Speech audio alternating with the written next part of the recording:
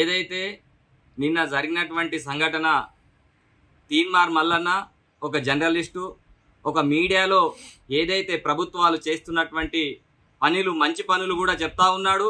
మరి అలాగే కులగణన చేయాలి, మరి ఎస్సీ ఎస్టీ బీసీ మైనారిటీలు కలిసి బహుజనులు ఈరోజు 100% ఉన్నారు కాబట్టి మరి తను ఆయన లెక్కలో బోర్డు మీద చెప్పి మరి ఈ పరిపాలకులు ఎవరెవరు ఉన్నారని చెప్పేసి తన స్పష్టంగా చెప్తా ఉన్నాడు. కాబట్టి తన మీద రాజకీయ కుట్ర భాగంగా రాబోయే రోజులలో ఓసీలకు ఇలా పుట్టగడవలు ఉండే కాబట్టి రాబోయే రోజులలో బీసీ ముఖ్యమంత్రి అవుతారు కాబట్టి తన మీద ఆఫీస్ మీద పోయి దాడి చేయడం చాలా సిగ్గుచేటు.